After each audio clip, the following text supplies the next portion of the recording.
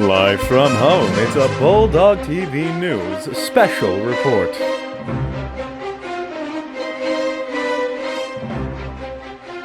Good morning, Bulldogs!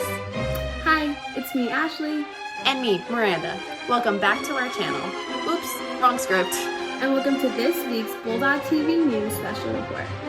First, a reminder from the counselors to all seniors to check your emails and join the College and Careers Google Classroom to stay up to date with very important information, including upcoming scholarship dates. You can also follow Dog Counselors on Instagram to stay updated. Attention all students, please be aware of the new instructional schedule changes that have been made. Further information should have been shared with you by your teachers over Google Classroom regarding these changes, so please refer to that for more information. Seniors, please remember that you can start to complete your FAFSA starting on October 1st, which is this Thursday. Also, free application day in Colorado for college admissions is on October 13th. For more information regarding these dates, reach out to your counselors. Fall athletes, please make sure that you were cleared through Planet High School and you are up to date with your physical. Check with your coaches regarding upcoming practices and games, as those schedules have recently changed through CHSA. And lastly, we at Bulldog TV want to congratulate the winners of the 2020-2021 student government elections. You will all do great, and we can't wait to see how you will benefit Centennial. Now let's check in with weather. Here's Greg.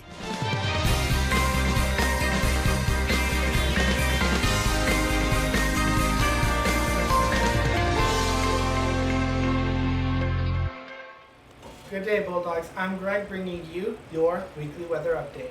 Monday, we're going to be hitting a high of 63 and a low of 38. Tuesday, we're going to be warming up to a high of 78 and a low of 46. Wednesday, we're going to be cooling down just a tad to a high of 77 and a low of 44. Thursday, we're going to be cooling down to a high of 68 and a low of 41. And Friday, we're going to be hitting a high of 77 and a low of 42. That's all the weather I have for you this week. Let's send it back over to Ashley. Thanks, Greg. Now let's check in with Gabe. Here's another edition of Hashtag.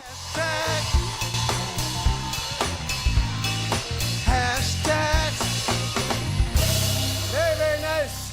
Hey, you guys are on Twitter, right? Hello Bulldogs, and welcome back to this week's edition of Hashtags. Great news, we are very happy to announce that Bulldog football is back this fall as our boys are getting prepared for their later unusual season. In honor of football's return, this week's featured hashtag will be hashtag football is back. We want to hear your words of encouragement for the team as they embark on this year's season. Remember to use hashtag football is back in your responses, as well as hashtag Bulldog TV for a chance for your tweets to be featured on next week's Bulldog TV special news report. Also, please remember to follow us on Twitter and Instagram, both at Bulldog TV, that's at BULLDOG TV _ all lowercase, to stay up to date with your favorite sports, events, and announcements around Centennial High School. That's all I have for now, Bulldogs, so get to tweeting. Now let's send it back to Ashley. Thanks, Gabe. Remember to be on the lookout for this week's hashtag at noon today and respond to it for a chance to be featured on next week's broadcast. Now let's check in with sports. Here's Lorelai Haley. Welcome back to another week of Bulldog Sports. Lorelai Haley here with your top sports news of the week. Pueblo High School football is back for the fall season following a decision by the Colorado High School Activities Association Wednesday night that has given schools the choice to play the sport either in the fall season or the spring season. Our Bulldogs will be back and better than ever to play this fall season. As a result, the 2020 Bell Game has been scheduled for Friday, October 16th, which is less than 1 month away. Now to move on to some national sports news. The Denver Nuggets picked up an impressive 114-106 Game 3 win over the Los Angeles Lakers last Tuesday night, cutting the Lakers' Western Conference Finals lead to 2-1 in the series. The Lakers were outplayed for most of the night, but cut the lead to 5 early in the third quarter. Denver pulled away after that, however, extending the lead to as many as 18 points by the end of the third quarter, the largest deficit LA has faced in this season's playoffs. In response to one final push by the LA late in the fourth quarter, Jamal Murray came to the rescue, sealing the game for Denver. Murray finished with 28 points, 12 assists, and 8 rebounds on the night. Denver will look to ride the momentum and even the series in Game 4. In other news, the NFL's Arizona Cardinals won their first home game this past Sunday, defeating the Washington football team 30-15. With COVID-19 still ongoing, NFL game days look vastly different this season. Many NFL teams, citing safety concerns, have decided to play home games in front of empty stadiums, with most of these teams replacing live fan noise with pre-recorded cheering. While the Broncos expressed hope that they would eventually have fans in the stands this season, the team did permit fans inside Empire Field at Mile High during Denver's Week 1 loss to the Titans. No fans are expected to be allowed to attend the team's upcoming home game against Tom Brady and the Buccaneers. I hope everyone is doing well, staying safe, and staying healthy. I miss everyone and wish to see everyone again soon. That's all I have for sports this week, so let's send it back on over to Ashley. Thanks, Lorelai. Now here's Holly and Heather Ward. This is Time Capsule. Hey Bulldogs! Welcome back to Time Capsule. On today's segment, we'll be sharing a brief history of our very own Denver Broncos in honor of football season and their 60th anniversary of playing as a team. That's right, the Denver Broncos were founded by Bob Awesome on August 14, 1959, but didn't play their first season until 1960, which was 60 years ago. After losing all 5 preseason games, the Broncos became the first victor in the American Football League when they defeated the Patriots in the first ever AFL game, a 13-10 win at Nickerson Field in Boston.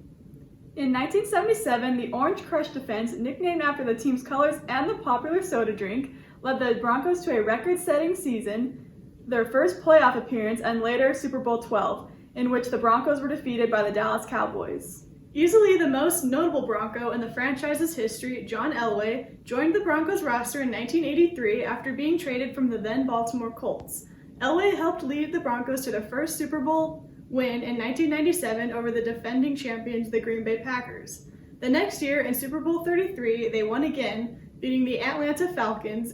Elway was named Super Bowl MVP and retired following the 1998 season.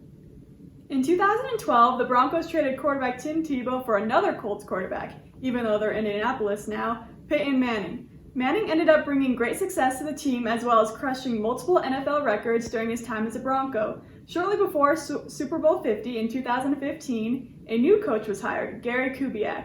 He won Super Bowl 50 against the Carolina Panthers in his first season as the Broncos head coach.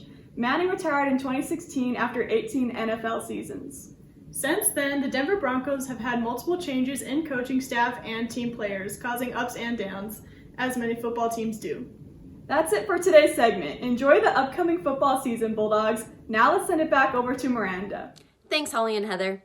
It's been a wild news week in the United States, so here's Isaiah Ortiz with your national news update.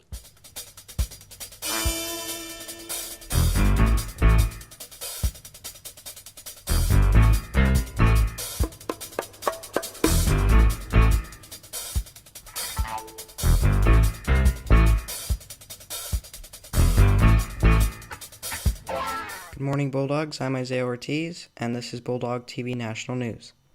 Supreme Court Justice Ruth Bader Ginsburg has died on Wednesday, September 23, 2020, at 87 due to complications caused by pancreatic cancer.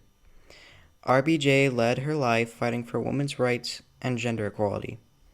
Ginsburg has been mourned by many people across the nation who will forever remember her as a family member, a colleague, a friend, an icon, and a champion of justice. People gathered on the Supreme Court steps last week to pay their final respects. As a result, Washington is in a buzz regarding opinions as to whether or not an individual should be nominated for Senate confirmation to fill the Supreme Court justice's seat before or after the upcoming presidential election in November. We will continue to cover this story as it develops in the coming weeks and months. I'm Isaiah Ortiz, Bulldog TV. Here's Thanks, Ashley. Isaiah. To finish up this morning, here's Dom and Millie with Hollywood Gossip.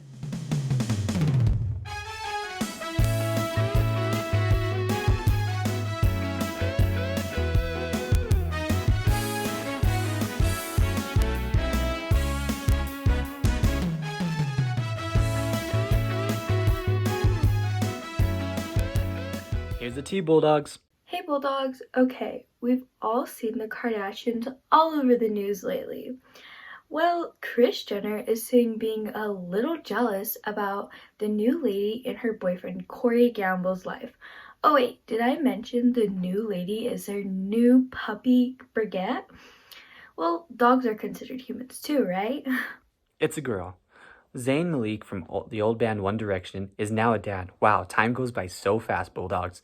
The couple posted about it on Twitter, revealing it's a beautiful baby girl. Congrats to the both of them. Okay, Bulldogs, we all know about the Ellen DeGeneres show, and it had made a return after a summer of controversy. It will return for the 18th season, following the accusations that certain staffers claimed that the set was a toxic work environment. That's all we have for you this week, but we'll see you back here next Monday morning with another Bulldog TV News special report. Please remember to stay safe and healthy, and from all of us here at Bulldog TV, Stay classy, Bulldogs.